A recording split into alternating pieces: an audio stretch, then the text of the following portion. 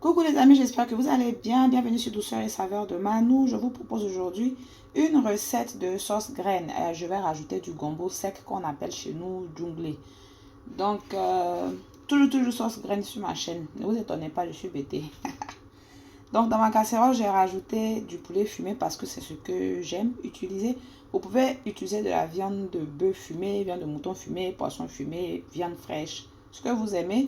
J'ai ici 2 oignons violets. On peut aussi utiliser oignons blancs et du piment. Je n'en rajoute pas. Je ne rajoute pas de tomates parce que ma mère n'a pas l'habitude de cuisiner la sauce graine avec la tomate. Mais de votre côté, vous pouvez en rajouter, bien sûr, ça ne gâche rien. J'ai aussi un morceau d'adjuvant et du sel. Je vais pré-cuire la viande et ensuite rajouter la graine. Après un bon moment de pré-cuisson, je vais venir retirer les légumes parce qu'ils sont prêts. Et ça a aussi laissé un bon temps au poulet de bien pré-cuire parce que le poulet est assez dur. C'est pour cela que j'ai commencé par le faire pré-cuire. Donc je vais enlever les légumes et les écraser ou les mixer et je vais maintenant rajouter la sauce crème. Ça, c'est la boîte de graines que j'utilise. Quel que soit l'endroit où vous vivez, vous pourrez choisir quelle boîte de graines utiliser. Ou bien si vous avez la chance d'avoir accès à la graine naturelle que vous allez préparer, piler, extraire l'eau, c'est encore meilleur.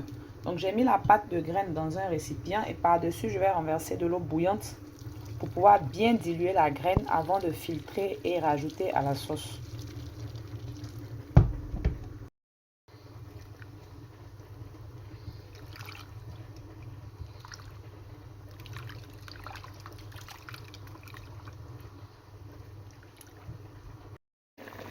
Comme vous le voyez, j'ai rajouté du brochet fumé et je viens aussi rajouter les légumes que j'ai mixés et par la suite le jus de graines que j'ai dilué.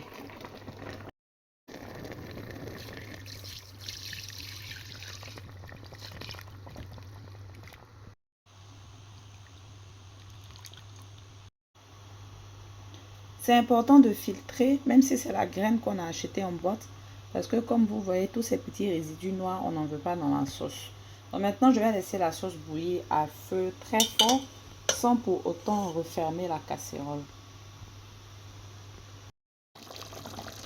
Comme je l'avais dit en début de vidéo, je vais mélanger ma sauce avec du gombo sec qu'on appelle aussi djunglé. Donc je vais servir un bout de la sauce et je vais mélanger le djunglé. Je pouvais le mettre directement, mais souvent ça fait des grumeaux. Donc pour éviter les grumeaux, je vais faire le mélange à part et ensuite rajouter.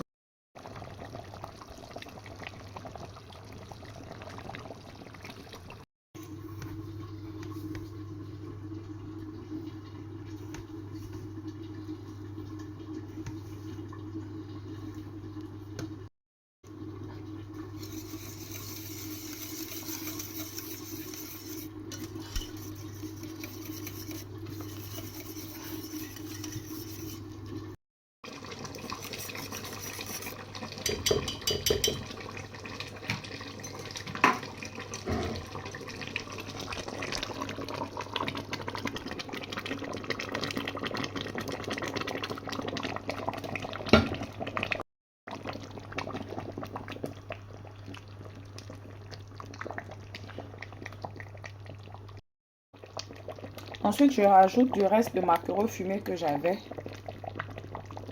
Et maintenant, je vais préparer l'assaisonnement pour le rajouter aussi. Pour l'assaisonnement, je vais piler un peu d'oignon, crevettes séchées, poisson, mangue sec, un peu de piment sec aussi, avec du sel. Je vais piler le tout. La pâte que je vais obtenir, je vais la rajouter à la sauce. Je tiens à rappeler que j'ai réduit la température du feu à la moyenne depuis que j'ai rajouté le gombo sec. J'avais dit en début de vidéo que j'allais laisser la sauce cuire à feu fort. Maintenant, j'ai réduit à la moyenne.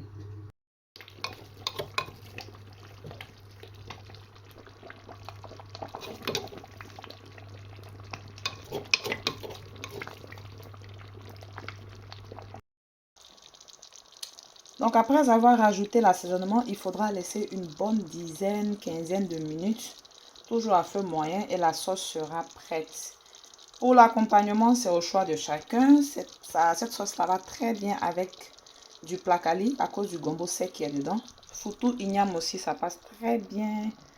Ou alors si on est bêté comme moi, du riz.